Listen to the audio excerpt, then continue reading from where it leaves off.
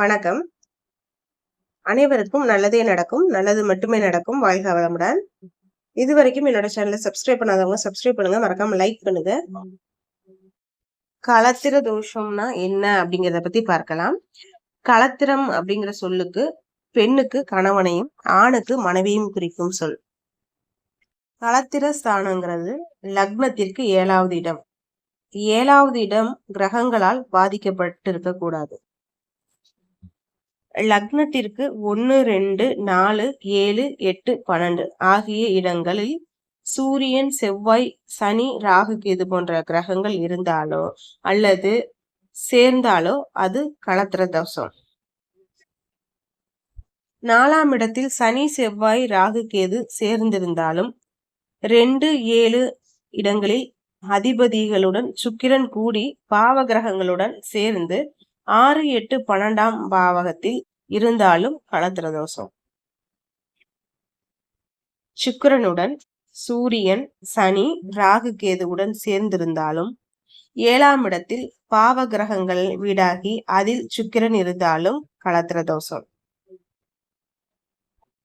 இப்போ களத்திர தோஷம் ஏன் ஏற்படுதுங்கிறத பத்தி பார்க்கலாம். நம் முன் ஜென்மத்தில் செய்த கர்ம வினைகளே காரணம். முற்பிறவியில் தன்னை நம்பி வந்த வாழ்க்கை துணையை ஏமாற்றிய காரணத்தால் ஏற்படுத்துவது களத்திர தோஷம். களத்திர தோஷம் ஏற்படுத்தக்கூடிய பிரச்சனைகள் என்னங்கிறத பத்தி பார்க்கலாம். களத்திர தோஷம் ஜாதக அமைப்பு கொண்டவர்களுக்கு திருமணம் தாமதமாக நடக்கும். திருமணம் நடக்காமலும் போகும்.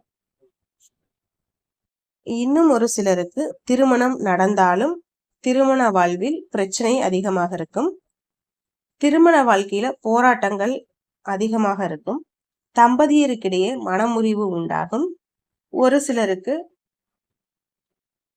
விட்டு கொடுத்து செல்லக்கூடிய மனப்பக்குவம் இருக்காது.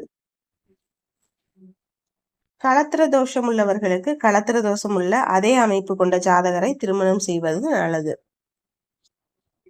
களத்திர தோஷம் உள்ளவர்கள் குலதெய்வ கோவிலுக்கு சென்று அடிக்கடி முறைப்படி வழிபாடு செய்து வருவது நல்லது. களத்திர தோஷத்திற்கு பரிகாரம் என்னங்கிறத பத்தி பார்க்கலாம். களத்திர தோஷம் பெற்று திருமணம் அமையாமல் கஷ்டப்படுபவர்கள் சுக்கிரஸ்தானமான ஸ்ரீரங்கத்தில் நடைபெறும் சேர்த்தி சேவையை தரிசித்தால் களத்திர தோஷம் நீங்கும். வீட்டில் சுமங்கலி பூஜை செய்வது நல்லது. அனைவருக்கும் நல்லதே நடக்கும், நல்லது மட்டுமே நடக்கும். வாழ்க வளமுடன். இதுவரைக்கும் என்னோட சேனலை சப்ஸ்கிரைப் பண்ணாதவங்க சப்ஸ்கிரைப் பண்ணுங்க, மறக்காம லைக் பண்ணுங்க, ஷேர் பண்ணுங்க. நன்றி.